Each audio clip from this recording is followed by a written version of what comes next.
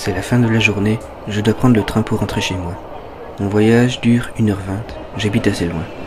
Il y a toujours beaucoup de monde dans le train, mais après 20 minutes, il ne reste plus que moi avec parfois 1 ou 2 personnes. Je peux voir le soleil se coucher à travers les grandes fenêtres de la gare. Il va faire nuit dans peu de temps. Au micro, on annonce l'arrivée de mon train, je me rends sur le quai pour l'attendre.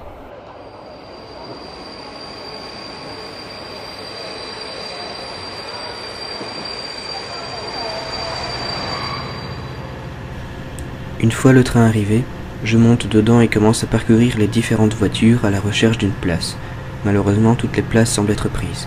Je décide alors d'attendre les 20 minutes debout. Je trouverai une place quand tout le monde sera descendu. Au premier arrêt, il n'y a jamais grand monde qui descend à part quelques personnes. Au deuxième non plus. Ce n'est qu'au troisième arrêt que le train se vide. Le moment pour moi de choisir ma place parmi tous les sièges vides. Je choisis directement la première place à côté de la porte de la voiture et me place près de la fenêtre. Je prends mon cellulaire et regarde mes emails. J'ai 7 nouveaux messages. Une amie me demande si je peux lui envoyer la copie de mes notes de cours pour compléter les siennes en échange de son aide pour ma présentation orale de ce vendredi. Je lui enverrai ça une fois rentré chez moi. Le second message, c'est mon cousin qui prend de mes nouvelles. J'ai perdu ma connexion internet. Je tente de me reconnecter.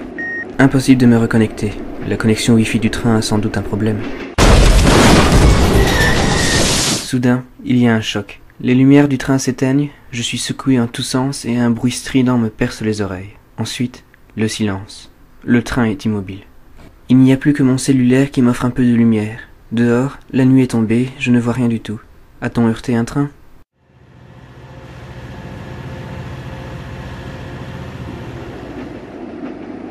Au moment où je décide de me lever et d'aller voir ce qui se passe, les lumières se rallument et le train redémarre normalement, comme si rien ne s'était passé.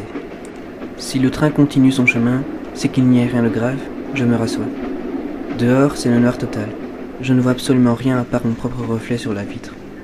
1 heure vient de passer, je vais bientôt arriver à destination. Apparemment, je ne suis pas seul. Il y a quelqu'un à l'autre bout de la voiture, une femme avec de longs cheveux noirs, assise du côté de la fenêtre. Je ne peux pas voir son visage car elle se trouve dos à moi. Elle semble très silencieuse. Je ne me souviens pas l'avoir vue, sans doute est-elle entrée par l'autre côté sans que je fasse attention. 1h10 vient de passer. Le contrôleur va bientôt annoncer l'arrivée à notre destination au micro. Je n'ai toujours pas de connexion internet. Je viens de remarquer que je n'ai pas non plus de réseau. C'est la première fois que ça m'arrive. Je regarde par la fenêtre. Il fait toujours aussi noir. Je dois percevoir les lumières de quelques habitations. Je me réfère toujours à ces lumières pour savoir si je vais bientôt arriver. Plus il y a de lumière, plus on se rapproche de ma destination. Mais je n'en vois aucune. Les lampes se sont éteintes et rallumées. Je suis surpris de voir qu'au fond du train, la femme s'est rapprochée de moi de quelques sièges. Je la vois un peu mieux maintenant. Ses cheveux sont ébouriffés et recouvrent ses épaules. Elle est dans la même position que tout à l'heure. La voiture n'est pas si longue. Si elle s'était levée, je l'aurais remarqué. Elle commence un mouvement de tête.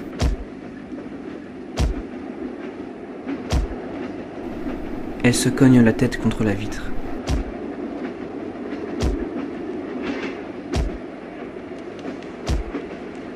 Je regarde l'heure sur mon cellulaire, 1h20.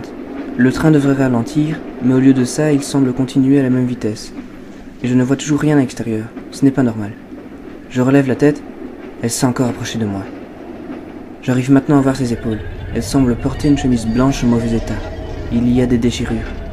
Elle recommence à se cogner contre la vitre, mais cette fois-ci plus fort et plus rapidement.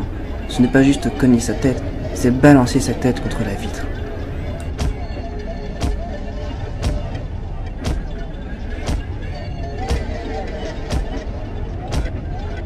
Je commence à m'inquiéter. Pourquoi fait-elle ça?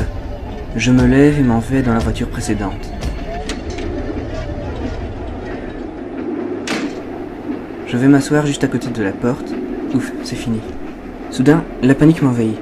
Nous ne sommes pas arrivés et je n'ai toujours pas de réseau. Je ne peux pas y croire. Je me retourne, elle est là, tout au fond, se cognant de plus belle contre la vitre. Je suis horrifié. Son visage est maintenant face au mien, mais il est caché derrière de très longs cheveux. Je dois absolument trouver le contrôleur. Sans attendre, je retourne dans la voiture où j'étais. La femme n'y est pas. Je cours pour rejoindre la première voiture et demander au contrôleur pourquoi le train ne s'arrête pas. Je traverse une voiture.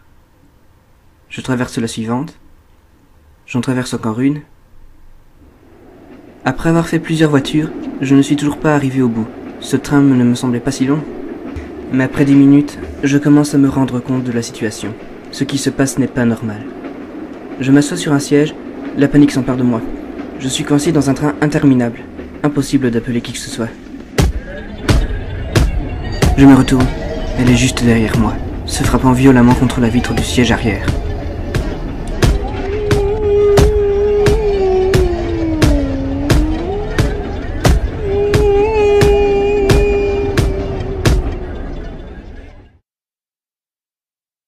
Le lendemain, on me retrouve inconscient à la gare où je devais descendre.